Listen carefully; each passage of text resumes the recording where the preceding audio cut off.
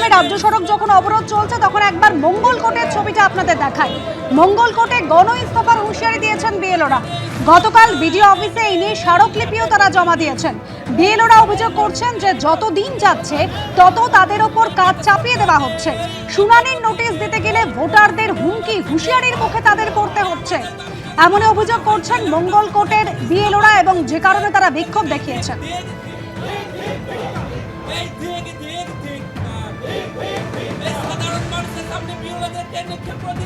রাত্রেবেলায় আমাকে ইনস্ট্রাকশন দেওয়া হচ্ছে আগামীকাল চলে আসুন, ব্লকে এই কাজ আছে।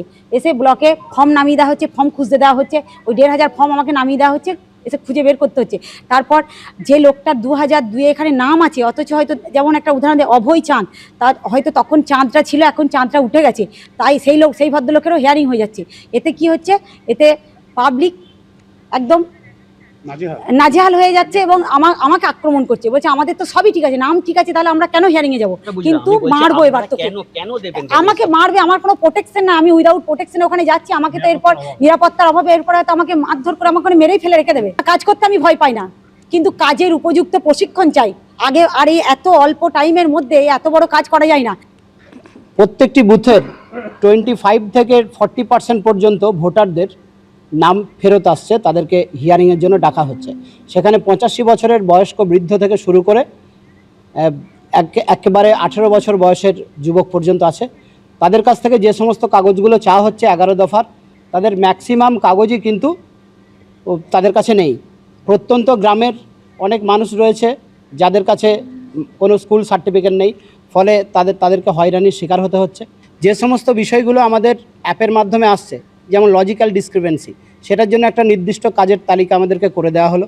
আমরা বিএলও আন্ডারটেকিংয়ের মাধ্যমে সব কাজটা কমপ্লিট করে দেওয়ার পরেও 100 জন লজিক্যাল ডিসক্রিপেন্সির মধ্যে যদি থেকে থাকে, সেই 100 জনের নাম আবার ফেরত আসছে। আমাদের কাজটা পুরো জলাঞ্জলি গেল। আমাদেরকে নির্দিষ্টভাবে কাজের কি পরিকল্পনা, কাজের কি শিডিউল, সেটা দেওয়া হোক, কি কাজ আমাদের করতে হবে সেই কাজগুলোর প্রশিক্ষণ দেওয়া হোক, এবং আমাদেরকে যথেষ্ট সময় দেওয়া হোক। এত অল্প সময়ের মধ্যে এত বৃহৎ একটা কাজ নির্ভুলভাবে করা আমাদের পক্ষে সম্ভব হচ্ছে না। অর্থাৎ রাজ্য জুড়ে এসআইআর পর্বে দিকে দিকে বিক্ষোভ প্রতিবাদ কর্মসূচি। বর্ধমানের এই দুটি ছবি আপনাদের সামনে রেখেছি। একদিকে কেতুগ্রাম, যেখানে সাধারণ মানুষ তারা এসআইআর এর শুনানি পর্বে হয়রানির অভিযোগ তুলে রাজ্য সড়ক অবরোধ করেছেন। সেই ছবি যেমন আপনারা দেখতে পাচ্ছেন, সাধারণ মানুষ তারা অভিযোগ করছেন যে একবার শুনানিতে উপস্থিত থেকে দ্বিতীয়বার ফের একবার শুনানিতে ডাকা হচ্ছে। অন্যদিকে বিএলওরা তারা গণ ইস্তফার হুঁশিয়ারি দিচ্ছেন। এটাও বর্ধমানেরই মঙ্গলকোটে, যেখানে বিএলওরা বলছেন যে রোজ রোজ তাদের উপর কাজের চাপ বাড়ানো হচ্ছে এবং শুনানির নোটিশ দিতে গেলে ভোটারদের হুমকি হুঁশিয়ারির মুখে পড়তে হচ্ছে। নিরাপত্তাহীনতায় ভুগছেন তারা।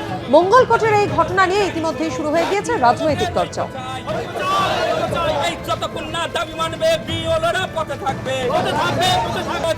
সত্যি তারা নিরাপত্তাহীনতায় ভুগছে। একটা মানুষের কাছে একবার ফর্ম ফিল আপ করে নিয়ে আসছে, পরের বার যাচ্ছে আবার করে দিচ্ছে, তারপর বলছে হয়নি, আবার তোমাকে পাল্টিয়ে করতে হবে।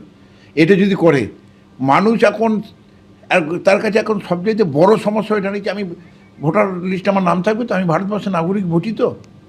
এবার তারা তো সেইটি হাতের সামনে বিরোধীদেরকে পাচ্ছে, তাদেরকে অপমান করছে, তাদেরকে মারধর করতে যাচ্ছে। কী করবে সেটা নির্বাচন কমিশনার বুঝবে। আমরা তো বলছি বারবার যে মানুষকে এইভাবে হ্যারাসমেন্ট করছে, এখানে যাদের প্রকৃত নাম আছে, একটা নামের স্পেলিং ভুল বলে তাদেরকে ডাকানো হচ্ছে।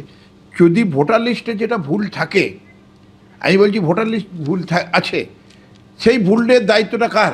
ভোটার লিস্টটা ছাপে কে? নির্বাচন কমিশনার। ভুলটা তো নির্বাচন কমিশনার, তার ভুল অপরে ভোগ করবে কেন? মঙ্গলকোটে তৃণমূল আশ্রিত চটিচাটা বিএলওরা ভাবছেন যে ফর্ম দিয়ে জমা দিয়ে তারা ভেবেছেন যে যারা এখানকার ওপার বাংলা থেকে এসছে বা রোহিঙ্গা যারা আছে তাদেরকে এর মধ্যে অন্তর্ভুক্তিকরণ করে তাদেরকে যখন স্কুটিনি থেকে তাদের নাম বাদ চলে যাচ্ছে, তারা তখন আতঙ্কিত হয়ে দিদির আশ্রিত পথে তারা বলতে চাইছে যে আমরা কাজ করব না। এরা মূর্খের স্বর্গে বাস করছেন, কারণ তৃণমূল কংগ্রেসের কথায় নির্বাচন কমিশনার চলে না, চটিচাটা বিএলওরা চলতে পারে। তাই এই নির্বাচন কমিশনার তার সিদ্ধান্ত নিয়েই তারা কাজ করাবেন এবং নির্ভুল ভোটার লিস্ট তারা তৈরি করবেন। আর দিদিমণি সেই নির্ভুল ভোটার লিস্ট হলে পরেই এই 26 সালে উনি বিদায় নেবেন। তাই এই ছুটিচাটা বিএলওদেরকে দিয়ে আন্দোলন করিয়ে তিনি চাইছেন যে যাতে ভোটার লিস্ট আবার ওই জলে গোজা ভোটার লিস্ট থাকে।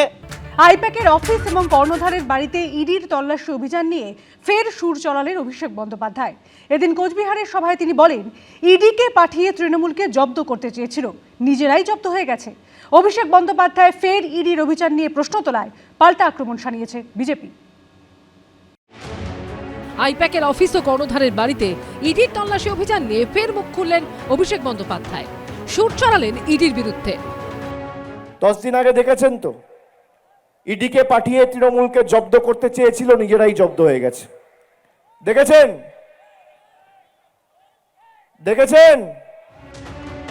8ই জানুয়ারি আইপ্যাকের কর্ণধারের বাড়িতে ইডির তল্লাশির খবর পেয়ে ছুটে যান মুখ্যমন্ত্রী।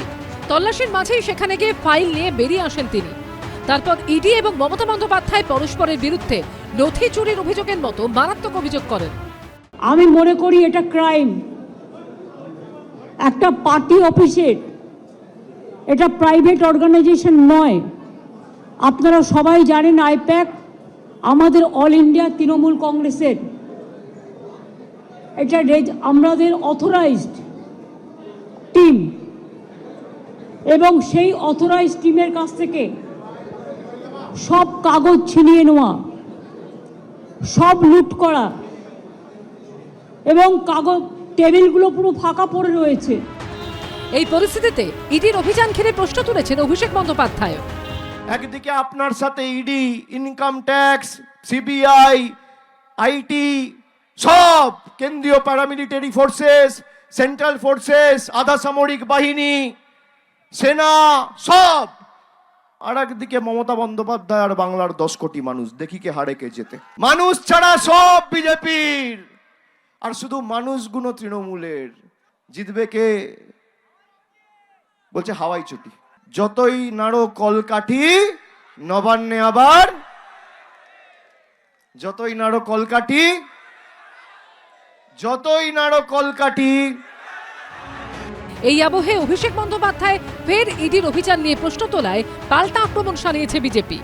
মুখ্যমন্ত্রী সরকারি প্রভাব খাটিয়ে সরকারি আধিকারিক এবং পুলিশ আধিকারিকদের নিয়ে যেভাবে ইডির তদন্ত ক্ষেত্রে ঢুকে ফাইল, ল্যাপটপ এবং ফোন নিয়ে চলে এলেন, এর চেয়ে বড় নক্কারজনক ঘটনা আর এদেশে ঘটেনি।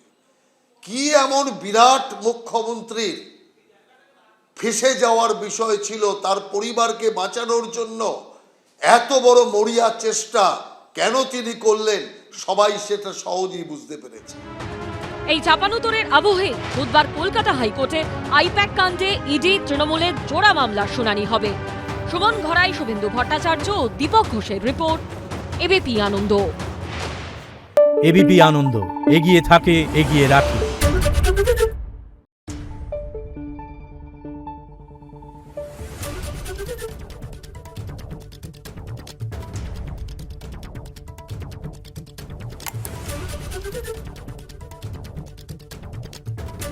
Thank you.